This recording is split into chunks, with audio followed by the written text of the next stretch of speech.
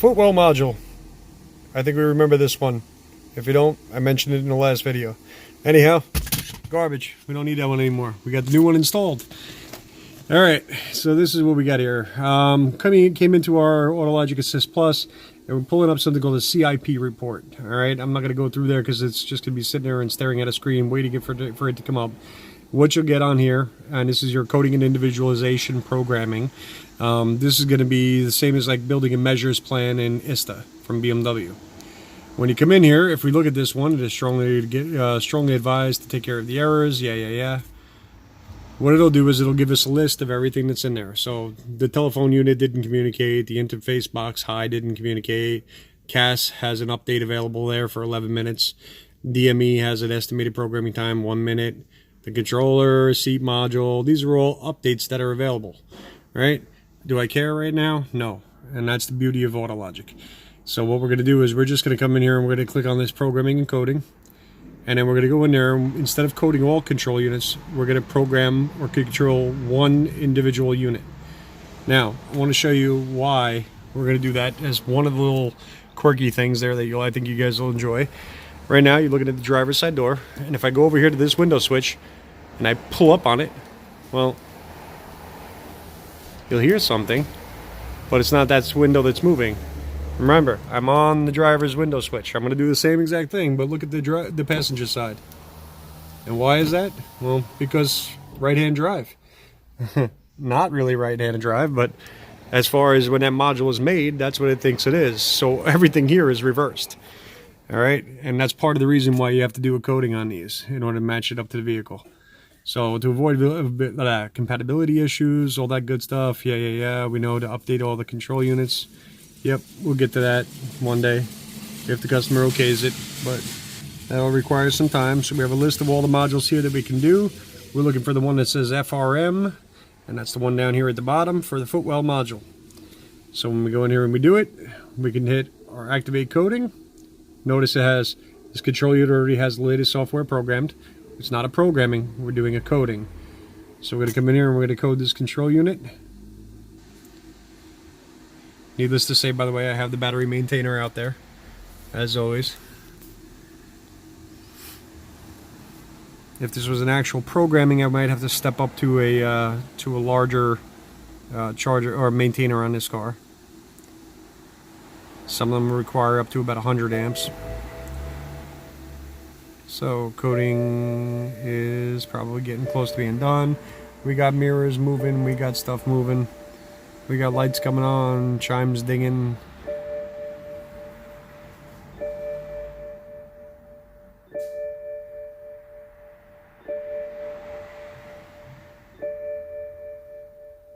And we're almost there.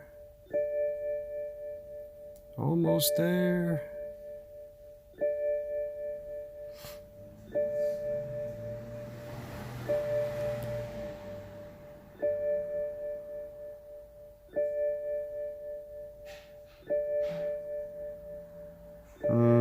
Still almost there. Alright, so anyway, in the meantime here, talking about this Footwell module and how they fail with the low battery voltage. I'm going to be putting a link in the comments. As soon as I post this up, I'm going to put a link in the comments there and I'll pin it to the top so you guys can go and watch this other video. Our friend Dimitri decided to do a video about reasons how these things fail due to a poor battery in the car. It'll be a really good reminder to everybody not to let your battery voltage go low. And he did a brilliant job of it. Yeah, I think it's almost impossible to cover everything that's in there without an electronics degree, but he did a really good job of putting it in terms that I think everybody's going to be able to understand. So I will link to that as soon as this is done. I just saw the lights in here blink one more time. Come on now. Finish that coding. You can do it. Maybe it needs the fonts. What do you think? We get a little... No?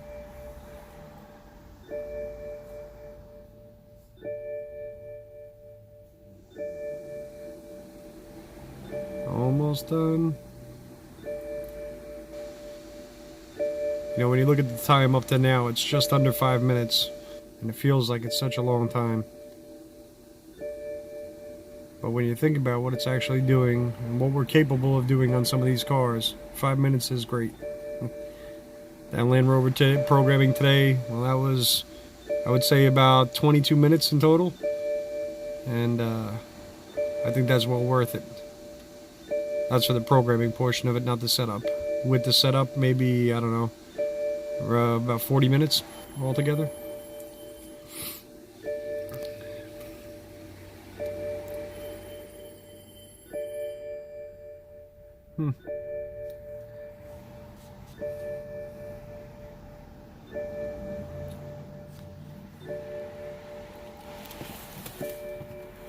Let's see here. I'll close that door. Make that chime stop. Coding complete. And not because I closed the door, by the way. But, alright. Come on, focus again. There we go. Coding is complete. And we're going to go back out of that. And back out of that. And back out of that. Back out again. And again. And that's right. We do want to cancel CIP. Turn the key off. Remove the key from the ignition. And we'll give it about 30 seconds or so. And then we'll put the key back in again and make sure that everything is okay. Starting with those windows.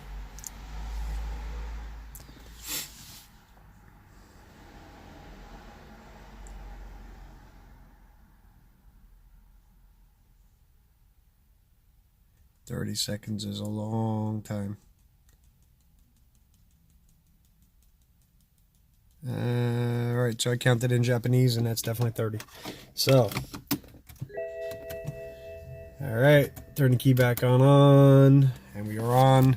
Let's see now if our window is back on. So, left. Hey, what do you know? It's a good, quick way of verifying that it's actually complete. Let's go up here to go to body, and let's find our Footwell module right there. I want you guys to know, by the way, it's very strange to have to live your world through a viewfinder as he's trying to do this for everybody. So, spare, short circuit door contacts rear and front. I don't think that those are actually legitimate. Let's clear them and then reread it. So we'll back out for a moment there. Let's go to diagnostic requests and we can verify that pretty quickly, I think. Central locking, I believe. Door contacts. It knows that the driver's door is open. It knows the driver's door is closed, and also said the rears, so I will reach back there and pop open. Maybe I won't pop open. There we go. Pop open the rear door and close that, so we shouldn't have any other codes in there. I don't expect those codes to come back. Hit full codes again, and no codes. Alright, so that was just part of the programming. So, that is the end of that. Our Footwell module is in. I will link this. Again, I will link you over to Dimitri's video, which I found really, really well done. He put it in terms I never could have been able to do, and I had promised you guys I would, but man, did he do a great job for you. Okay, I'm going to put that link up, and I'll see you guys soon.